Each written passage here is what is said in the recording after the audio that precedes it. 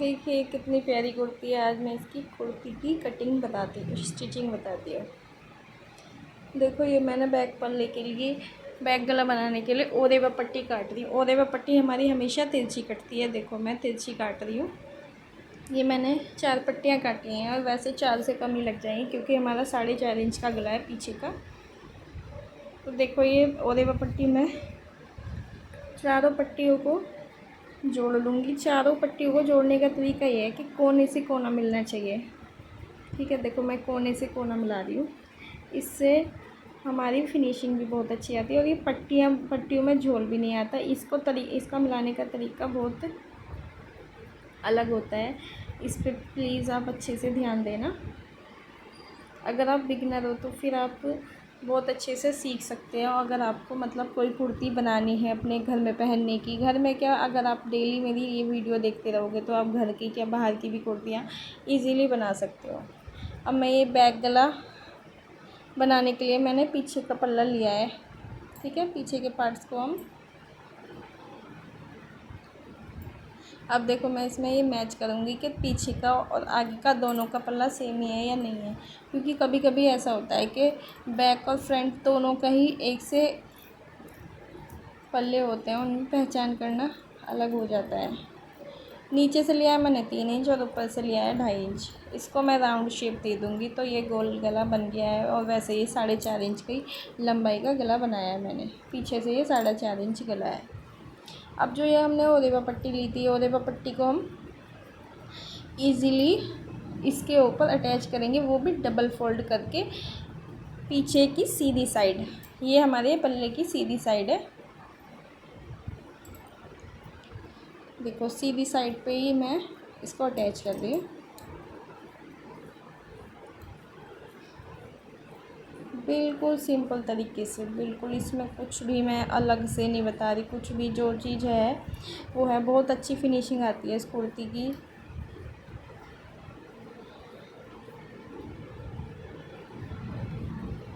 देखो बैक का गला कितने इजीली हो गया। एक्स्ट्रा कपड़ा जो है वो हमारा काट देंगे और बीच में हम हल्के हल्के से कट लगाएंगे।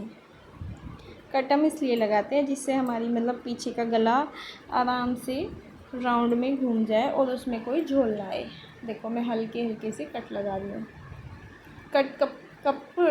कट सिलाई से बाहर नहीं होने चाहिए। अगर सिलाई से बाहर हो गए तो हमारे पीछे वो दिख जाते हैं और वो उधड़ने का या उधड़ने का डर रहता है हमारी सिलाई को।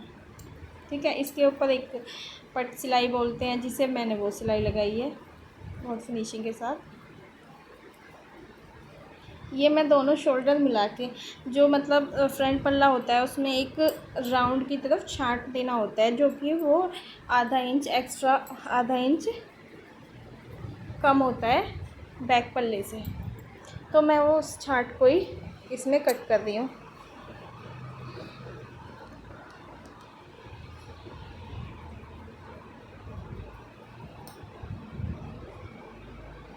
देखो ये हमारा हो गया। अब मैं इसको जॉइंट्स कैसे करूँगी। पीछे का पल्ला लिया और दोनों कोनों को मिलाया, उसके ऊपर चढ़ा के देखो मैंने लिया है बिल्कुल ईजीली।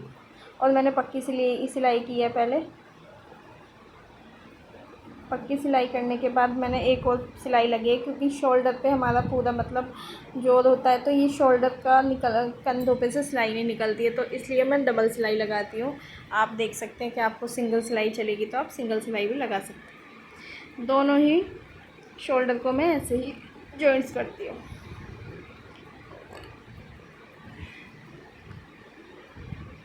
देखो मेरे दोनों ही शोल्डर जॉइंट हो चुके हैं। अब मैं इसकी फ़िटिंग का निशान लगाऊंगी।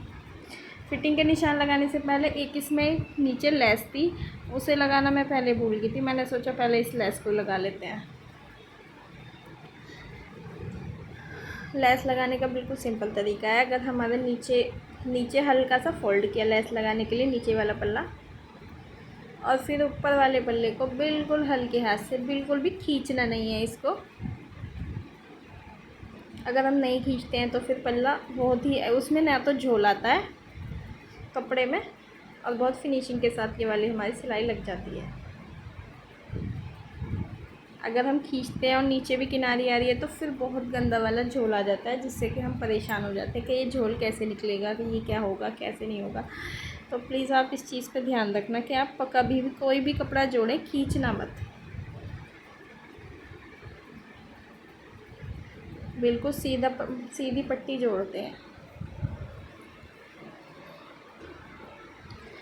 ये बहुत इजीली मैं लगा पा रही हूँ क्योंकि मैं इसको खींच नहीं रही हूँ। और ये यहाँ बिल्कुल भी सलबट्टे नहीं है, आपको दिख रहा होगा ये कपड़े में सलबट्टे हैं, लेकिन ये जो इसके ऊपर लगा रही हूँ मैं, बिल्कुल इसमें सलबट नहीं है।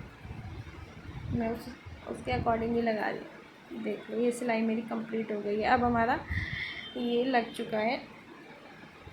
अब मैं इसमें लगाऊंगी फिटिंग का निशान।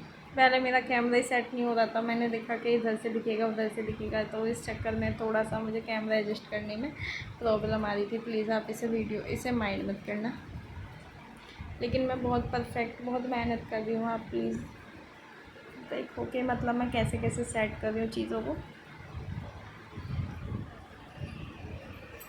अभी भी मुझे प्रॉपर नहीं दिख रहा, मतलब प्रॉपर आपको दिख नहीं रहा है, लेकिन मैं अभी भी थोड़ा सा कैमरा घुमाऊंगी तब दिखाऊंगी मैं आपको मेन फिटिंग कैसे लगाते हैं।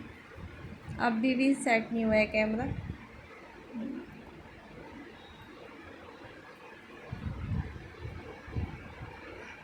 अब मैं ढूंढ रही हूँ अपनी,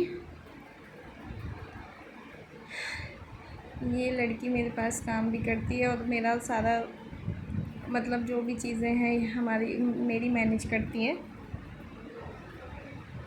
इसको सिखाया मैं नहीं था, लेकिन अब जो भी है ये बहुत अच्छे से सिलाई का काम भी जानती है और सारी चीज़ों को ये देख लेती है। तो वो अपना बटन लगा रही है कुर्ती में।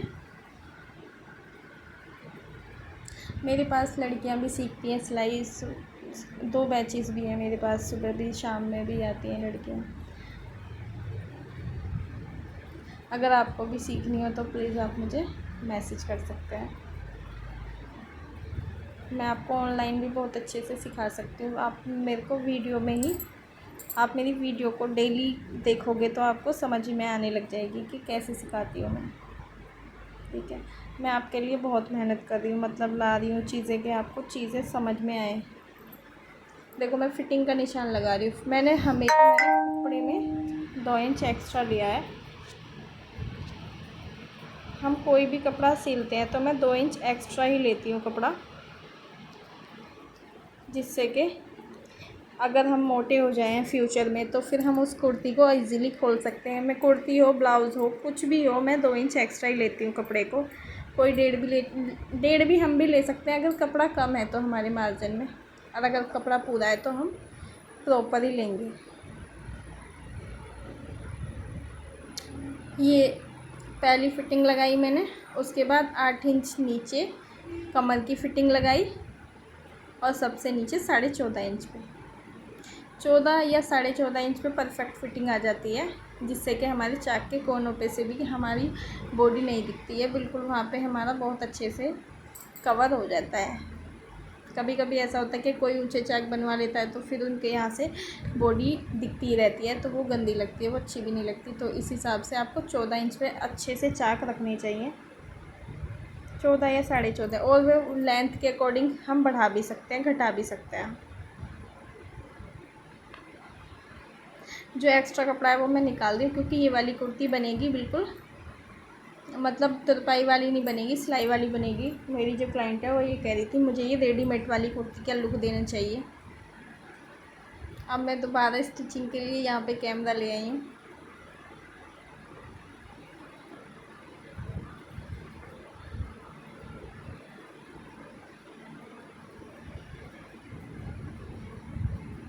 देखिए अब मैं इसको स्टिच करती हूँ फिटिंग के निशान को। जब मैं फिटिंग का निशान लगा रही थी उसी बीच हमारी लाइट भी चली गई थी। मेरी मशीन मोटर वाली है, अम्ब्रेला मशीन है, तो मैं अम्ब्रेला मशीन से स्टिच करती हूँ। एक तरफ की सिलाई लगने के बाद दूसरी तरफ की सिलाई के टाइम पे लाइट भग गई थी।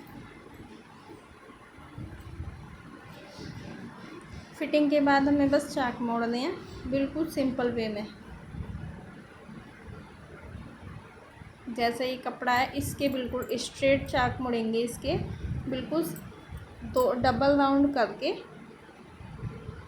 तब मैं चाक मोड़ती हूँ। और चाक मोड़ते समय भी हमें